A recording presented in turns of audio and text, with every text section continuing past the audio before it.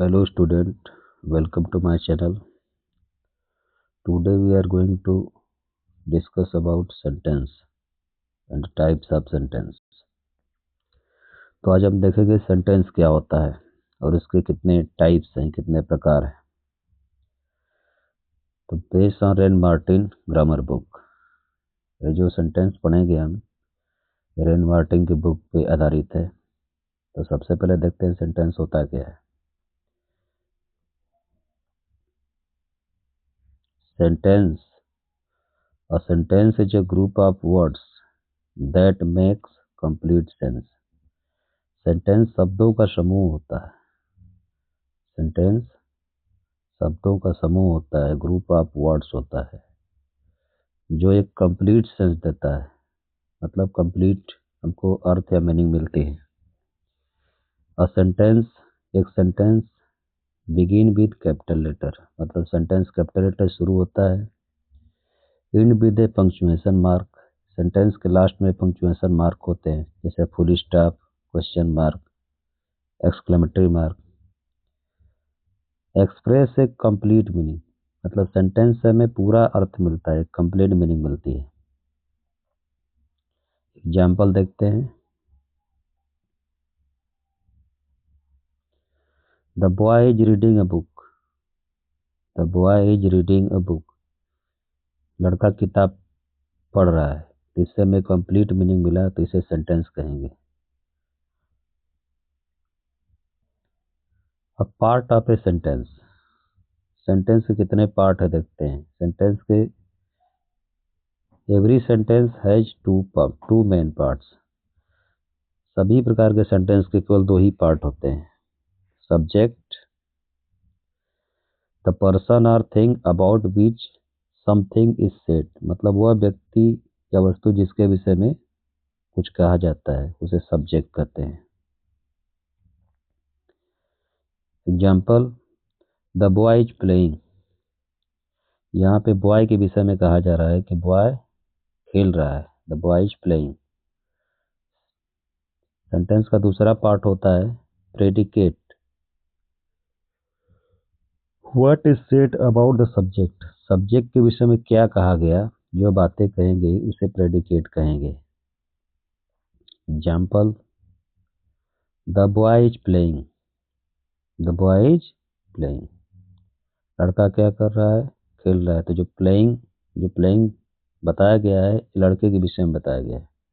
तो यहाँ पे the boy subject, is playing predicate हो जाएगा। काइंड्स या types of sentence, according to Wren Martin there are 4 kinds of sentence. English में 4 ही प्रकार के सेंटेंस होते हैं, 4 प्रकार के सेंटेंस होते हैं इंग्लिश में। पहला हमारे पास है assertive sentence.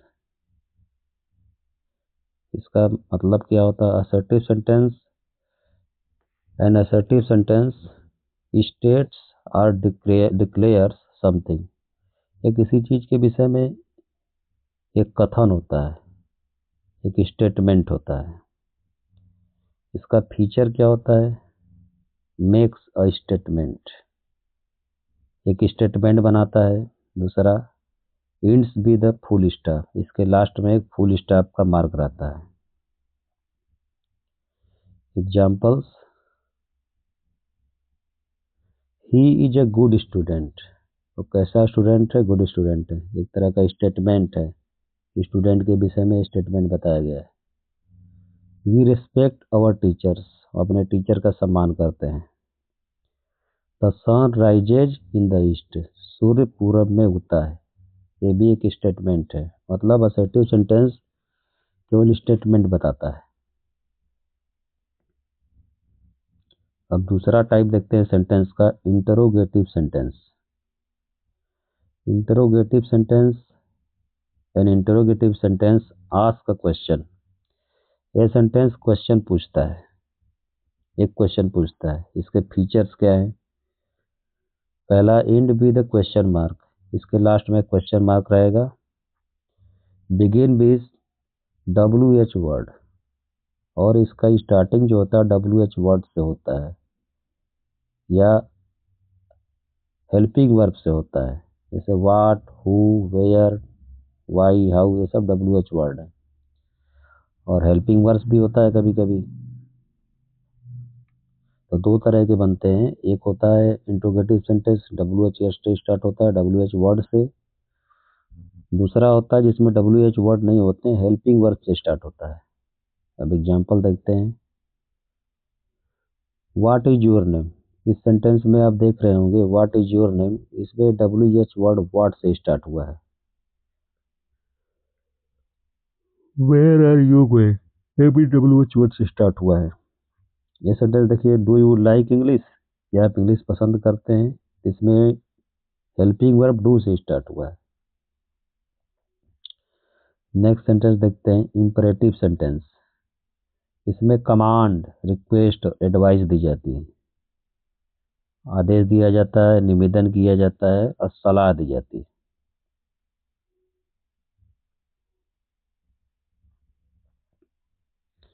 An imperative sentence express an order, request, advice, prayer या prohibition। यानी क्या क्या बताता है? ये बताता है आदेश, निवेदन, सलाह, प्रार्थना और किसी चीज पे रोक। Features, the subject you is usually understood, मतलब इसमें सब्जेक्ट यू हमेशा छिपा रहता है। Begin with verb, imperative sentence की शुरुआत एक वर्ब से होती है, इसके लास्ट में फुल स्टॉप होता है या एक्सक्लेमेशन मार्क होता है। एग्जाम्पल्स, सिट डाउन, देखिए सिट डाउन या वर्ब से शुरुआत हुई, कह रहा बैठ जाओ। प्लीज हेल्प मी, मेरी सहायता करो। ओबे योर पेरेंट्स, अपने पेरेंट की बात मानो। डोंट वेस्ट टाइम, यहाँ पे देखिए प्रोहिबिशन है, मतलब आपको मना किया गया है कि अपना समय नुकसान मत करो। अगला टाइप देखते हैं, एक्सक्लामेटरी सेंटेंस। स्ट्रांग फीलिंग को बताता है, मजबूत भावनाओं को बताता है। इसका डेफिनेशन देखते हैं। An exclamatory sentence express a strong feeling such as joy, sorrow, surprise और विश। मतलब ये हुआ कि एक्सक्लामेटरी सेंटेंस खुशी, दुख, आश्चर्य और इच्छाओं को बताता है। इसका फीचर्स देखते हैं। Ends with an exclamation mark, इसका तो जो अंत होता है सेंटेंस का, लास्ट में एक्सक्लेमेशन मार्क होता है। Uses word like what, how, alas, hurrah, oh, में, इसमें जो वर्ड यूज होते हैं हाउ, अलास, हुर्रा, ओ, में, वाट, हाउ, अलास, हुर्रा, ओ, में, ये सब वर्ड इसमें आपको दिखाई देंगे। एग्जाम्पल्स देखते हैं।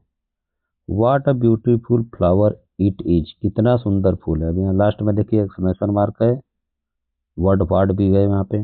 अलास, इज रूइंड, ओह वह बर्बाद हो गया। हाउ ब्रेव यू आर, तुम कितने बहादुर हो। तो ये सब हमने देखा अभी एक्सक्लामेटरी सेंटेंस। अब बहुत सी बुकों में सेंटेंस के 5 प्रकार दिए होते हैं, जो कि गलत है। सेंटेंस केवल 4 ही प्रकार के होते हैं इंग्लिश में।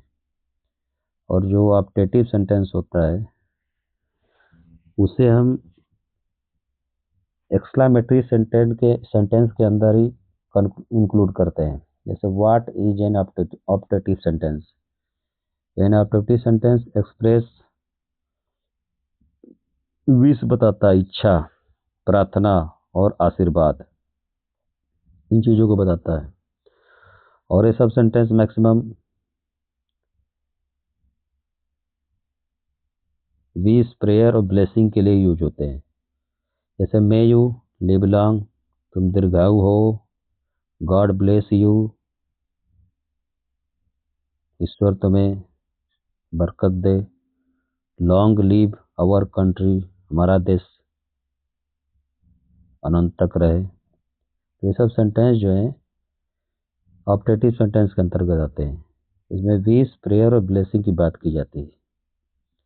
अब इसमें रूल देखते हैं। Optative sentence are not treated as a separate kind. मतलब यह है कि ऑब्टेंटिव सेंटेंस को एक अलग प्रकार का सेंटेंस नहीं माना जाता है। They are included in exclamatory sentence. मतलब एक एक्सक्लामेटरी सेंटेंस का ही भाग होता है। तो इंग्लिश में केवल 4 ही प्रकार के सेंटेंस होते हैं। अब देखते हैं सब्जेक्ट क्या होता है। The subject is the part of sentence about which something is said. मतलब सब्जेक्ट सेंटेंस का वह भाग है जिसके विषय में कुछ कहा जाता है। It usually does the action. दूसरा, सब्जेक्ट हमेशा कोई ना कोई कार्य करेगा सेंटेंस में। अब how do find the subject. Subject को कैसे पता करें। आस्क, हमें पूछना चाहिए हु और व्हाट डज द एक्शन। मतलब कौन या क्या एक्शन हो रहा है, कौन एक्शन कर रहा है। Ram pledge cricket. Who plays cricket, तो राम हो गया subject. The boy is reading book. Who is reading a book, boy. Honesty is the best policy. What is the best policy, honesty. यहाँ पे राम, बॉय, ऑनेस्टी ये सब सब्जेक्ट हैं। Object क्या होता है देखते हैं। Definition, the object is the part of sentence that receive the action of the verb. Object sentence का पार्ट होता है जो वर्ब के एक्शन को रिसीव करता है, प्राप्त करता है। How to find the object. अब ऑब्जेक्ट को कैसे पता करें सेंटेंस में, तो हमें whom और what का यूज करना होगा। whom और what does the subject act upon। मतलब कौन सब्जेक्ट पे एक्ट कर रहा है। Ram reads a book. whom whom does the act upon the subject। Ram reads a book. यहाँ पे बुक हमारा ऑब्जेक्ट हो गया। She helps her mother object. He bought a pen object. Book, mother, pen object हो गए। Types of object. ऑब्जेक्ट दो प्रकार के होते हैं, डायरेक्ट ऑब्जेक्ट और indirect object. The main receiver of the action. जो एक्शन का मुख्य रिसीवर होता है, प्राप्तकर्ता होता है, वो होता है direct object. He reads a book. यहाँ पे बुक डायरेक्ट ऑब्जेक्ट है। Indirect object, the person for हुम समथिंग इज डन। मतलब व्यक्ति जिसके लिए कुछ किया जाता है। She gave me a gift. यहाँ पे मी जो है ये इनडायरेक्ट ऑब्जेक्ट है, क्योंकि गिफ्ट मी के लिए है। मी इनडायरेक्ट ऑब्जेक्ट और गिफ्ट डायरेक्ट ऑब्जेक्ट। सिंपल पहचान भी हम कर सकते हैं, जितने भी इनडायरेक्ट ऑब्जेक्ट होते हैं सभी लिविंग होते हैं। इनडायरेक्ट ऑब्जेक्ट जो होते हैं वो सब लिविंग थिंग होती हैं। जितनी भी जीवित चीजें इनडायरेक्ट होती हैं, और नॉन लिविंग जो होती हैं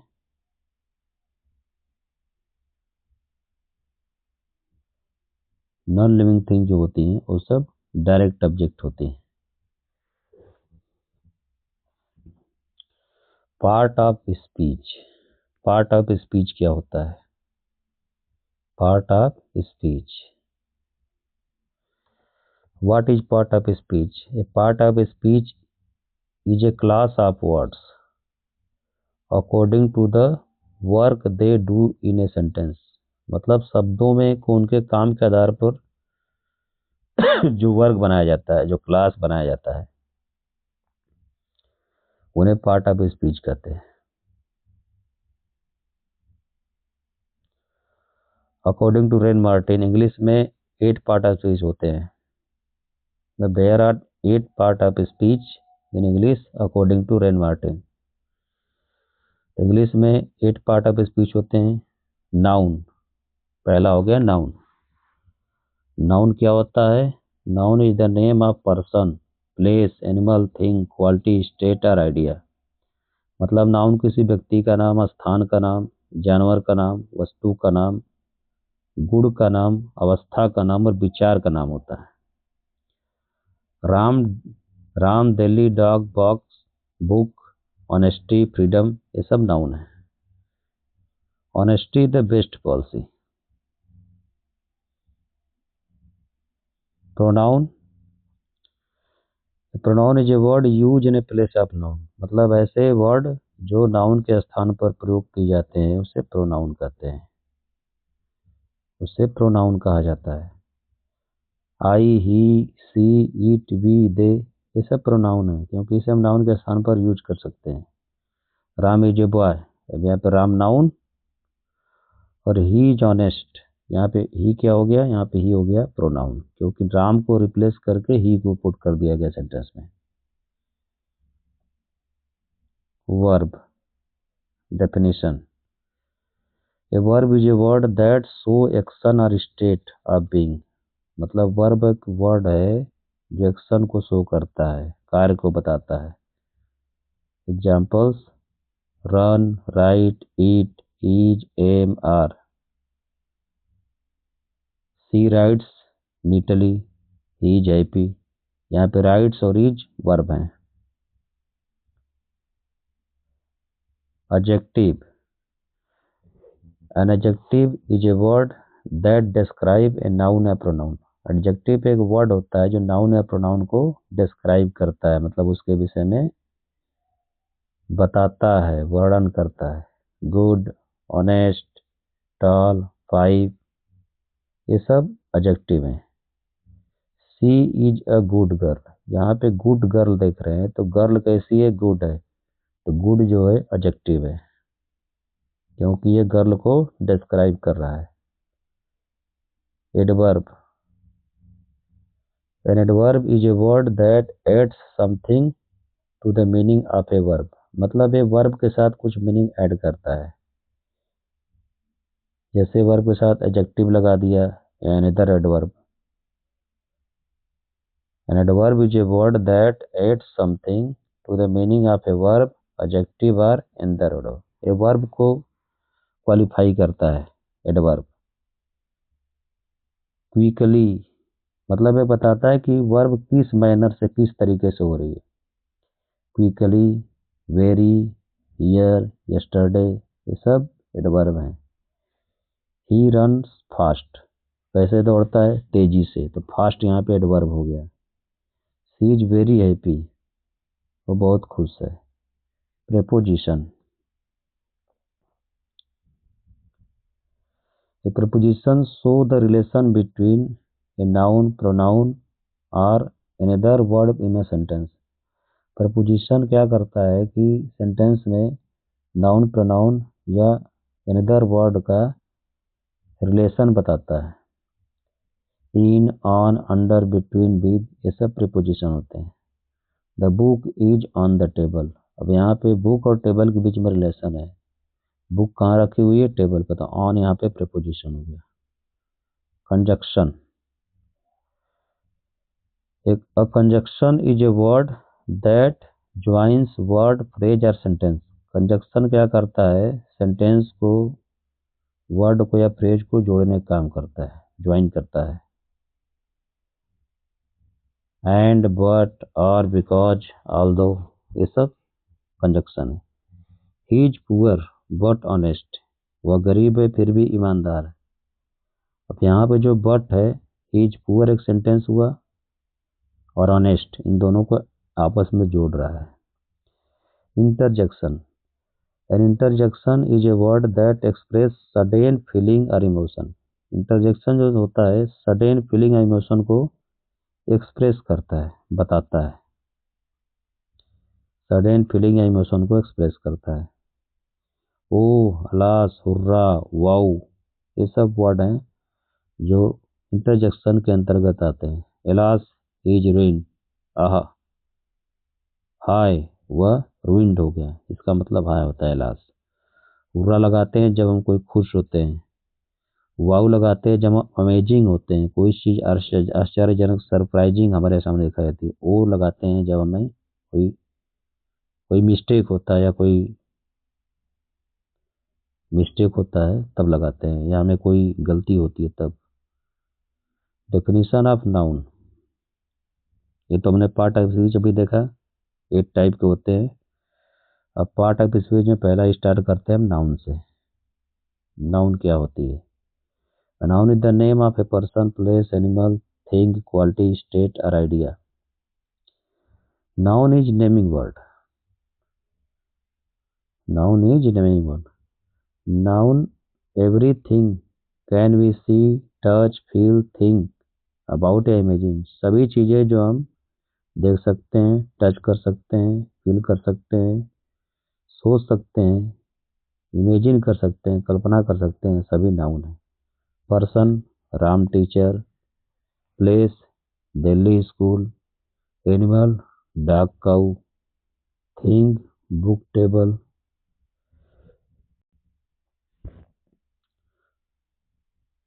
quality, honesty, bravery. State, childhood, youth, बचपन। Idea, freedom, happiness. ये सब नाउन है। अब नाउन का फंक्शन क्या होता है सेंटेंस में, नाउन कैसे सेंटेंस में कार्य करता है, इसे देखते हैं। Noun can do different kinds of work in a sentence. Noun as a subject, noun किसी सेंटेंस का सब्जेक्ट हो सकता है। Noun does the action or is talk about. Ram play cricket, तो यहाँ पे जो राम है ये सब्जेक्ट के रूप में लिखा गया है, तो नाउन सब्जेक्ट के रूप में कार्य करता है। Honesty the best policy, honesty subject है, नाउन है लेकिन सब्जेक्ट के रूप में कार्य कर रही है। नाउन एन एडजेक्ट, नाउन ऑब्जेक्ट के रूप में भी कार्य करती है। Noun receive the action of verb, एक वर्ब के एक्शन को रिसीव करती है। यहाँ पे ऑब्जेक्ट दो तरह के हो गए, direct object, he reads a book, यहाँ पे बुक जो है डायरेक्ट ऑब्जेक्ट है। और दूसरा होता है indirect object, she give me a gift, यहाँ पे गिफ्ट जो मी जो है इनडायरेक्ट ऑब्जेक्ट है। डायरेक्ट ऑब्जेक्ट क्या होता है देखते हैं। Direct object, the direct object is the noun that receive the action of the verb directly, मतलब ये डायरेक्ट ऑब्जेक्ट जो होता है वर्ब के एक्शन को डायरेक्ट रिसीव करता है। अब इसका आइडेंटिफिकेशन कैसे होगा। आस्क द वर्ब व्हाट और whom, वर्ब के साथ व्हाट या whom का यूज करेंगे तो हमें पता चल जाएगा कि डायरेक्ट ऑब्जेक्ट कौन सा है। सी बॉट अ बुक, तो हमने कहा what bought, what what does she bought, उसने क्या खरीदा, बुक, तो यहाँ बुक हो गया direct object. What did she buy, उसने क्या खरीदा, वह क्या खरीदती है। व्हाट डिड सी बाय, तो यहाँ पे जब हमने वर्ब के साथ व्हाट का यूज किया तो हमको पता चल गया क्या खरीदा, बुक, तो बुक हो गया direct object. Indirect object, the indirect object is the noun that receive the direct object or for whom something is done, यानी ऑब्जेक्ट जो डायरेक्ट ऑब्जेक्ट के लिए कुछ चीजें किया जाता है वो इनडायरेक्ट ऑब्जेक्ट होता है। इसका आइडेंटिफिकेशन कैसे करेंगे, इसके लिए हमें लगाएंगे टू होम या फॉर होम वर्ब के साथ। She give me a book, to whom did she give the book, book किसको दिया उसने, मी, तो मी यहाँ पे इनडायरेक्ट ऑब्जेक्ट हुआ। अब यहाँ पे कैसे पता चले कि कौन सा ऑब्जेक्ट डायरेक्ट है कौन सा इनडायरेक्ट है, तो सबसे पहले हमारे पास एक ट्रिक है, इस ट्रिक को देखते हैं। सुपर इजी ट्रिक, जितनी भी थिंग होती हैं सभी डायरेक्ट, थिंग मतलब वस्तुएं, नॉन लिविंग थिंग्स, ये सब जितनी होती हैं सब डायरेक्ट ऑब्जेक्ट होती हैं। अब पर्सन, जितने भी पर्सन होते हैं ये सब इनडायरेक्ट ऑब्जेक्ट होते हैं। Noun as a complement, complement का मतलब होता है पूरक। A noun completes the meaning of the subject और ऑब्जेक्ट, नाउन क्या करती है, किसी ऑब्जेक्ट या सब्जेक्ट के मीनिंग को पूरा करती है तो उसे कम्प्लीमेंट कहेंगे। अब कम्प्लीमेंट भी दो तरह के होते हैं, सब्जेक्ट कम्प्लीमेंट और object complement. Subject complement, Ram is a student. यहाँ पे राम जो है subject, Ram is a student, यहाँ पे स्टूडेंट जो है सब्जेक्ट का कम्प्लीमेंट है। राम क्या है? स्टूडेंट है, इसे कंप्लीट कर रहा है। Object complement, they made him leader, उन्होंने उसे क्या बनाया? लीडर बनाया। तो सब्जेक्ट कम्प्लीमेंट को कर्ता पूरक करते हैं। जब नाउन सब्जेक्ट के बारे में बताता है तो उसे सब्जेक्ट कम्प्लीमेंट कहते हैं। Subject plus linking verb plus noun. अब एग्जाम्पल से समझते हैं इसे। Ram is a teacher, Ram subject है और टीचर क्या हुआ? टीचर यहाँ कम्प्लीमेंट है। सब्जेक्ट का कम्प्लीमेंट है मतलब सब्जेक्ट को पूरा करता है, उसकी मीनिंग पता है। राम एक शिक्षक है। सी इज माई फ्रेंड, यहाँ पे फ्रेंड कम्प्लीमेंट है, पूरक संज्ञा है। ऑब्जेक्ट कम्प्लीमेंट, जब नाउन ऑब्जेक्ट के बारे में बताता है तो उसे ऑब्जेक्ट कम्प्लीमेंट कहते हैं। They elected him captain, him यहाँ पे ऑब्जेक्ट है, किसको कैप्टन चुना गया? उसे। Captain noun as a complement, him object है, उसका कम्प्लीमेंट क्या हुआ? कैप्टन हुआ, उन्होंने उसे कप्तान चुना। We call him teacher, we call him leader, तो यहाँ पे लीडर क्या हो गया? पूरक संज्ञा है।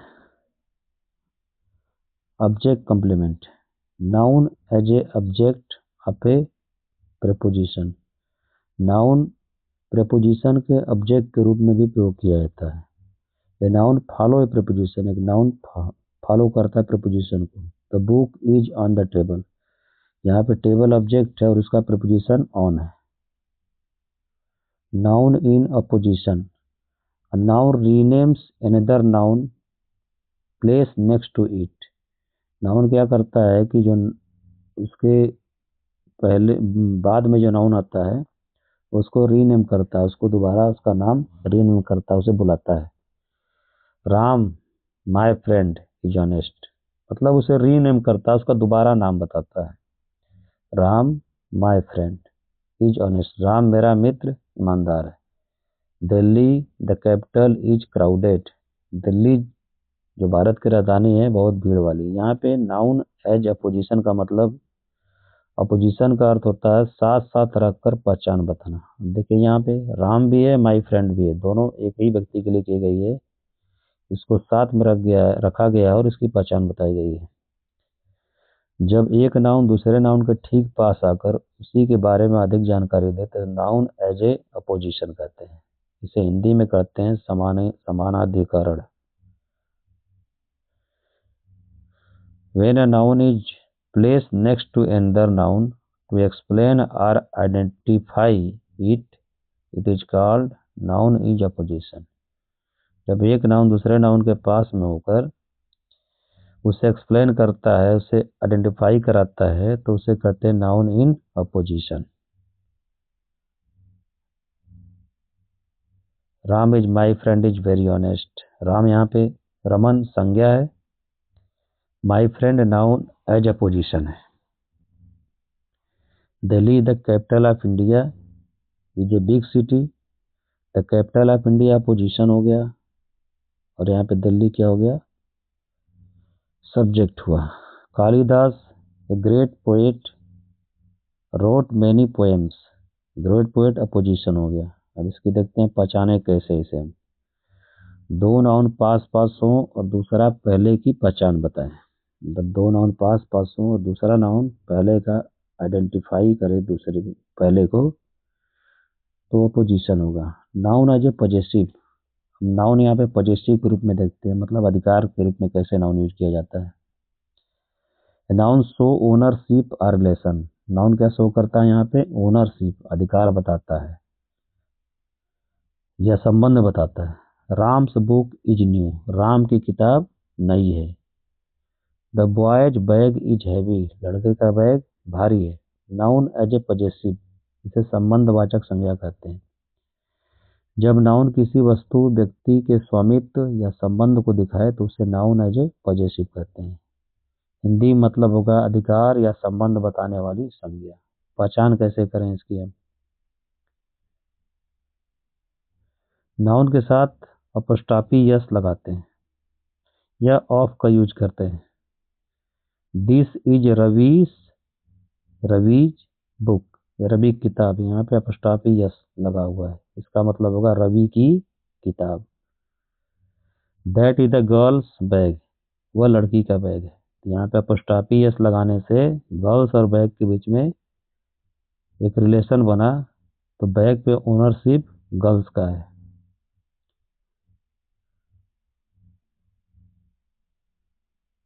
Noun use an adjective, noun adjective के रूप में यूज किया जाता है। और नाउन डिस्क्राइब अनदर नाउन, एक नाउन दूसरे नाउन को जब डिस्क्राइब करता है तो वहाँ पे वो एडजेक्टिव के रूप में होता है। स्कूल बस, गोल्ड रिंग, यहाँ पे स्कूल जो है एडजेक्टिव का वर्क कर रहा है, जबकि स्कूल भी नाउन है, बस भी नाउन है, क्योंकि स्कूल बस को डिस्क्राइब कर रहा है। A gold ring, stone ball, जब एक नाउन दूसरे नाउन की विशेषता बताए तो उसे नाउन यूज एज एडजेक्टिव कहते हैं। नाउन यूज्ड एज एडजेक्टिव कहते हैं। हिंदी में मतलब संज्ञा का विशेष रूप में प्रयोग। पहचान कैसे करें? दो नाउन साथ हों, पहला नाउन दूसरे नाउन के बारे में बताए तो पहला नाउन एडजेक्टिव की तरह काम करता है। जैसे मैंने सोने की अंगूठी खरीदी, this is a school bag, this is a school bag, यहाँ पे स्कूल बैग के बारे में बता रहा है, तो यहाँ पे स्कूल जो हो गया एडजेक्टिव हो गया। She work in a computer lab, computer lab की विशेषता बता रहा है, तो कंप्यूटर को हमने एडजेक्टिव की तरह यूज किया है यहाँ पे सेंटेंस में। We live in a stone house, stone घर की, हाउस की विशेषता बता रहा है। पहला नाउन एडजेक्टिव की तरह काम करेगा, दूसरा नाउन मेन नाउन की तरह। नाउन एज ओकेटिव, एड्रेसिंग, किसी को बुलाने के लिए, किसी को एड्रेसिंग करने के लिए, या किसी को call someone. Noun is use to address और कॉल समवन। एग्जाम्पल देखते हैं। Ravi come here, children listen carefully. Noun as a vocative case, संबोधन कारक, जब किसी व्यक्ति या वस्तु के सीधा पुकारा संबोधित किया जाए उसे नाउन ओकेटिव केस कहते हैं। Ram come here, O God help me, ये सब ओकेटिव केस है। मतलब ओकेटिव केस में किसी को बुलाया जाता है, ड्रेसिंग किया जाता है, कॉल समवन किया जाता है। अब हम इजी ट्रिक याद कर लेते हैं सब जो हमने पढ़ा। इससे पहले सोक पाए पाव, सोक पाए पाव से हम जो भी पढ़े हैं उसे याद कर लेंगे। Subject, S for subject, O for object. Part of speech के लिए ट्रिक है। C for complement, P for preposition. Sorry, ये नाउन के लिए ट्रिक है। नाउन किस तरह से, नाउन का फंक्शन क्या होता है उसके लिए। नाउन सब्जेक्ट की तरह, O for object, C for complement, P for preposition, A for apposition, P for possessive, A for